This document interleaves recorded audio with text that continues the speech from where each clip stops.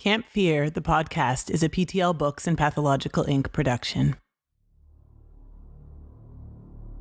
Hello, campers. Welcome to Camp Fear, where you bring your fears and leave in tears. Now, come closer. No, closer still.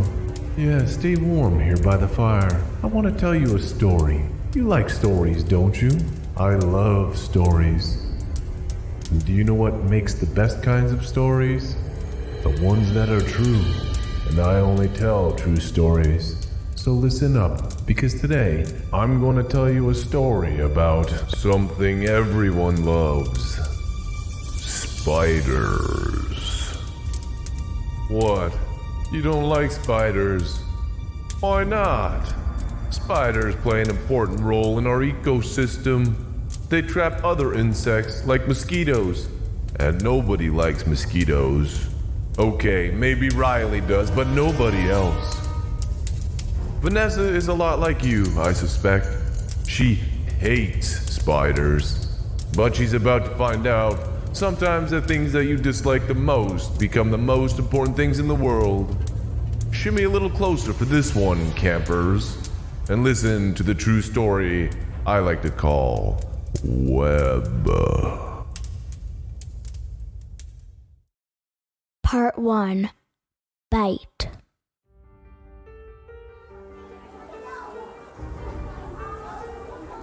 Quiet down, class. Good. Now, yes, humans aren't the only species who communicate with each other. Can anybody else tell me other animals that communicate with one another? Birds! Yes, anything else? Like dogs. Dolphins! My phone beeps and I scramble to turn it off, but it's too late. Vanessa, would you like to share that message with the class? I look up, immediately feeling my face turn red. I open my mouth, but no words come out. Mr. Franklin is staring at me through his thick glasses, his mustache twitching. Okay, but how about you just answer the question then? Question? I was texting with my friends and didn't hear a single word the teacher said. Vanessa! Feeling the pressure of everyone staring at me, I tried to remember what the question was. What was it? I can't remember, but I remember people saying things. Things like dogs and dolphins. Spiders.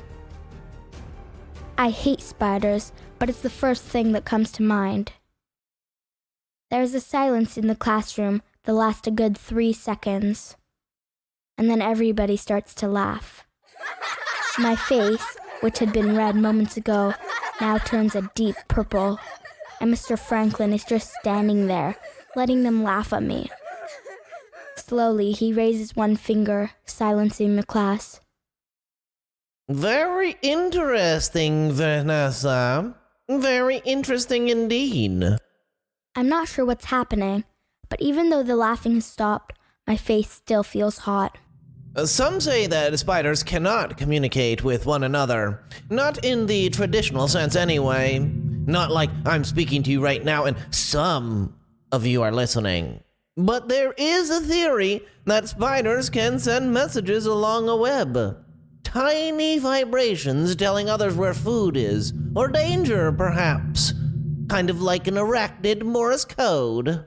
Oh, that's funny. Arachnid Morse code. Mr. Franklin goes back to teaching the class, and I stare out the window beside my desk, while I try to force my face to return to a normal color. I'm looking outside, waiting for the class to end, when I feel something on the back of my hand. I look down and I'm surprised to see a small spider. Shocked, I reach back with my other hand just as it bites me. It's a small spider, no bigger than an ant, but it has a strong bite and I shout, "Ah!" And then I slap it dead. Now everyone in the class is looking at me again, and I feel my face turn a little bit more purple. Vanessa, are you okay? Sorry, I'm fine, just a spider. As I say this, I once again look outside and realize that there's a tiny spider web running from the back of my hand and out the crack of the window. I follow it with my eyes and see that it's connected to a bigger web, and although the creatures move fast, I think I see several other spiders running away from me and out of sight. I try to get a better look to see where they're going, but the sun is suddenly very, very bright. I squint against the light, but it just keeps getting brighter and brighter and brighter until I'm blind. I cover my eyes, close them tightly, but then my head starts to spin. I slip from my chair and fall to the ground, and everything goes black. Vanessa? Vanessa! When I wake, Mr. Franklin is hovering over me. I'm fine, I'm fine. I can hear in my own voice that I'm not fine. Mr. Franklin hands me a glass of water, and I slowly bring it to my lips. I sip it, and then gulp when I feel how cold it is going down. As I lower the glass, I see something on the back of my hand. A small red welt, about the size of the tip of a pen in the exact location that the spider had bitten me. It was just so bright outside, and I'm tired, didn't sleep well last night. Mr. Franklin helps me to my feet. Well, you don't look fine. Maybe you should go see the nurse. Yeah, I think that's a good idea. Aware that everyone is still watching me, I hurry down the hallway towards the nurse's station. As I move, I can feel the sweat start to pour down my forehead, and my hand starts to ache. By the time I reach the nurse's station, my whole face must have been sweaty because I am immediately ushered inside. The nurse, a plump woman in a white gown with big rosy cheeks, takes one look at me and instructs me to sit down. What seems to be the problem? I hold out my hand, and I'm surprised to see how much the spider bite has grown over the last few minutes. It's now the size of a quarter, and there are thin red lines stretching out from the center and flowing along each of my fingers. My entire palm also feels tight and swollen. A spider bit me. A spider did this? I nod, and the nurse leaves for a moment before returning with a pack of ice. This should help. I look at the ice, and when it touches the back of my hand, I wince. That's it? She gives me a big smile, revealing spaced teeth. It's just a spider bite. But as I get up and start to stagger out of the nurse's office, I realize that this, well, it is anything but just a spider bite. Part 2. Infection. I don't go back to class. I know I should, but I just don't feel right. Instead, I get the office secretary to call my mom and tell her that I'm not feeling well. The secretary tells me that my mom is on her way and asks me to sit tight while she goes and fetches herself a cup of coffee. I have no intention of moving. The ice pack on the back of my hand is warming and starting to melt, and beneath it, I can see that the red lines have spread even further. I look around, taking in the secretary's desk, her computer, the open styrofoam and a half-eaten french fries inside. Normally I love french fries, but the sight of them makes me almost sick to my stomach. But the weird thing is, I actually feel hungry. It is getting close to lunchtime after all. My stomach growls, but I have to look away from the french fries to avoid puking. I close my eyes for a second, and as I do, I begin to hear a quiet buzzing sound. I hadn't heard it before, but it seems to be coming from a fly in the direction of the styrofoam. My eyes still closed, I get to my feet and slowly walk over to where I think the secretary's desk is. Then I blindly move my hand around, trying to get closer to the buzzing sound. It's louder now, but also becomes less intense. When I think the fly has landed on a fry, I open my eyes. Then something impossible happens. My hand shoots out and I catch the fly between my finger and thumb. It starts to buzz more intensely as I bring it close to my face, tilting my head one way and then the next to get a good look at it. And my stomach is grumbling loudly. The fly is plump and juicy, and I could feel the tiny hairs on its back tickling the pads of my fingers. I don't know what makes me do it, All I know is that I bring my fingers to my mouth and place the fly inside. It's still alive, and I can feel it banging against the roof of my mouth and tickling my tongue with its wings, until I clamp my teeth down, crushing its body. It's a little sour, but it's also delicious. As I chew, my eyes roll back in my head, and then I swallow. It's disgusting. I know this, but I'm not going to be sick. Instead, my stomach grumbles again, wanting more. I look around for other flies, but there are none in the office. Eventually, my eyes fall on the window by the corner of the room. I walk over and slowly open it. It's still sunny outside, but not as sunny as before. Not blinding. As I slide my foot out the window, preparing for my escape, I feel something on my bare leg. Something that feels like a thin rope or fishing wire. But it's not. It's another spider web. As I step outside, I look back at the spider web and see that it doesn't belong to just one spider, but 4. And they're all staring at me. Every single one of their many black eyes shine as they stare. Then one of them starts to move, and the spider web that's still attached to my leg jiggles a little. At first, it just tickles. But then the spiders move again. Not just one, but all 4 this time, vibrating the web ever so slowly, and I hear something. I hear something inside my head. At first, I ignore this, but then the spiders wiggle their tiny legs again. It's impossible to ignore now, and I realize that my eyes are being drawn along the spider web to its center. And right in the middle is a grasshopper stuck in the web. One of the spiders had wrapped it up in a makeshift cocoon, but it's still moving a little. My mind is screaming at me, telling me that this is horrible, disgusting. But I can't help myself. I'm just so hungry. I pluck the grasshopper free, watching as 3 spiders rush to repair the web. I close my eyes and place the grasshopper in my mouth. It's not as active as the fly, but I can still feel its legs moving before I crunch it between my teeth. A warm liquid coats my tongue and then slides down my throat. When I open my eyes, I see that the spiders have not only repaired the web, but they are now joined by 6 more. What's happening to me? The only answer is the grumble of my stomach and the twitch of the spider web, which is still somehow attached to my shin. I'm starving. I need to eat. But where? Where can I find more flies, more insects? I look down at the back of my hand and see that the spider bite now covers the entire surface. It looks like a white, hot bubble. There even seems to be something moving inside of it. Pulsing. Shaking. I look away. Vanessa! I hear the secretary call for me from inside the office. I should go back inside. I should go back inside and wait for my mom, get some rest, and more ice for the back of my hand. But I can't because I'm just so hungry. As the secretary looks out the window, I press my back up against the wall where she can't see me. That's weird.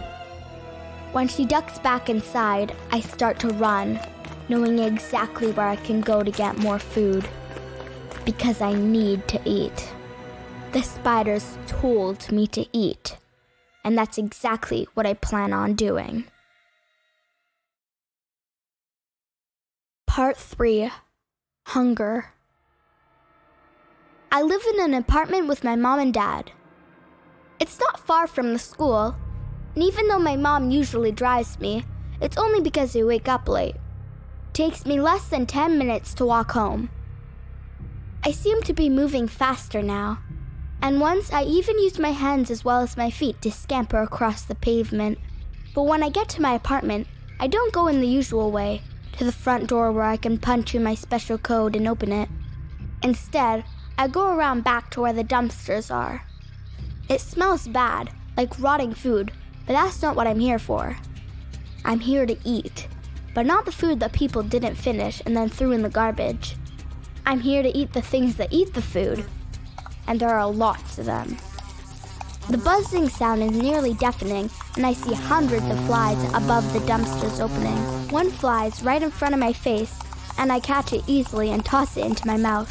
There is no disgust this time, only pleasure. I grab 2 more flies and eat them just as quickly. Then I realize that I have a problem. Even though there are many, many flies all around me, it would take forever to eat them all to feed my hunger.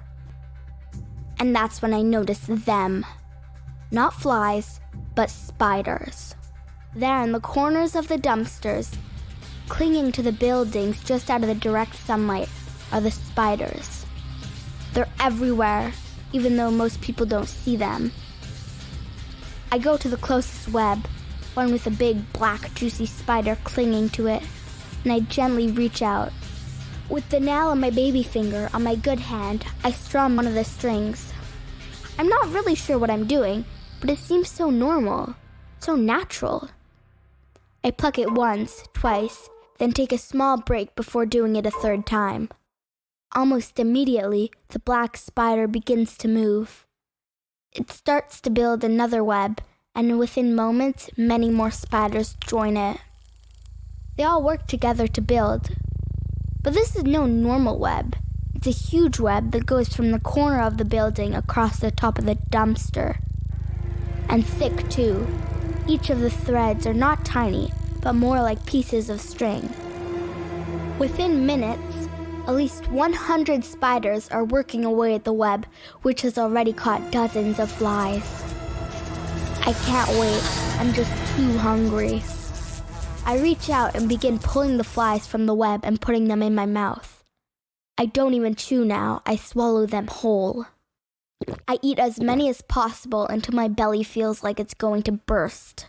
And then I collapse beside the dumpster, breathing heavily. The web supports my weight like a hammock.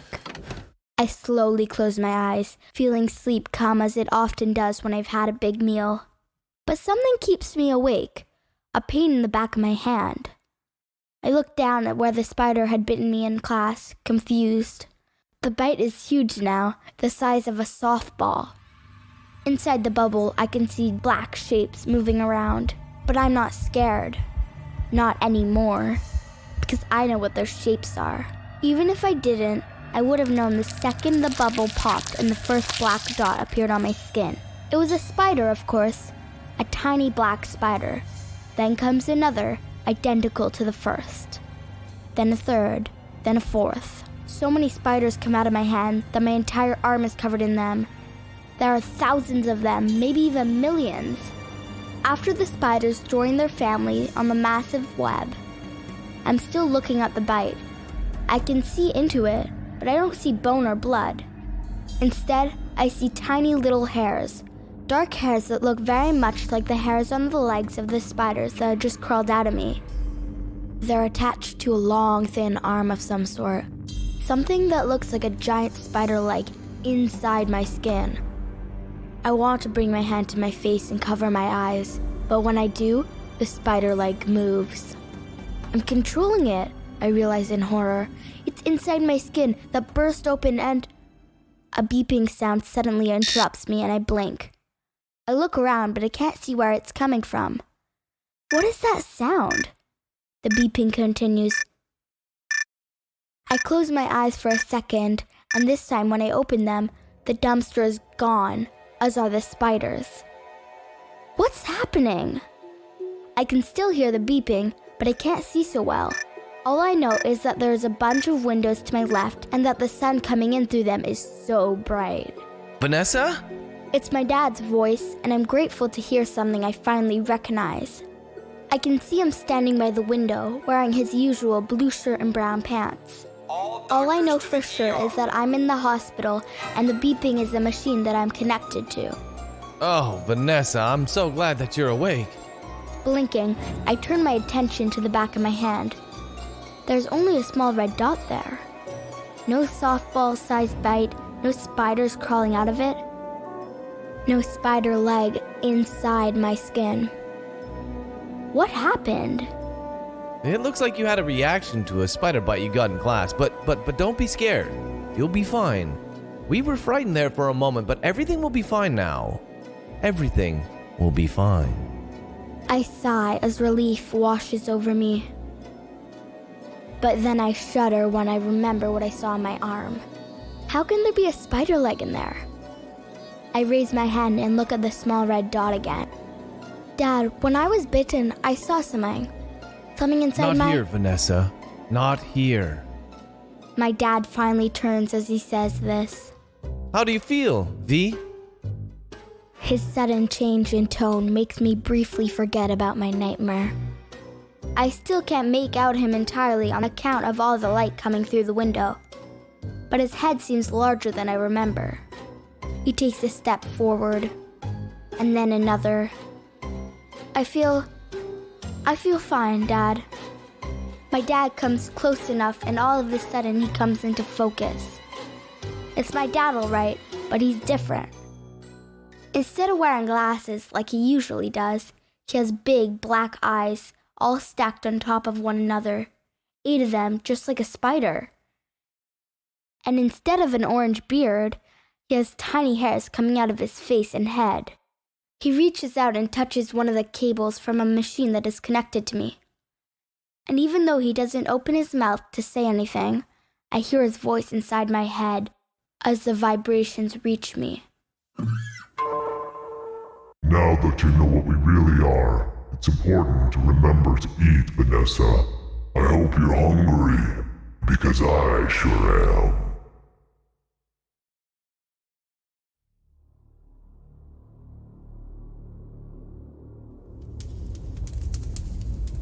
All campers know the saying, a wolf in sheep's clothing. But have you ever heard of the spider in human skin? No? Well, now you have. What do you think? Did the spider bite awaken something inside of Vanessa? Was it a cue for her to show her true self? Or did that bite change her? All I know is that Vanessa is always hungry. That, and maybe she doesn't hate spiders as much as she used to. Stay hungry, campers, and I'll see you back here next week by the fire. Camp Fear, where you bring your fears and leave in tears. Camp Fear, the podcast, is a PTL Books and Pathological Inc. production. Story and audio editing by Patrick Logan. Vocals by Abby Logan. If you've enjoyed this podcast, please subscribe to wherever you're listening to make sure you don't miss an episode. Campers, you can also email host@campfearpodcast.com and share your worst fear. You never know, one day you might be featured in your very own Camp Fear story. You can also visit our website, www.campfearpodcast.com, to get your own Camp Fear merchandise and to grab the Camp Fear books. Copyright Patrick Logan, 2021. All rights reserved.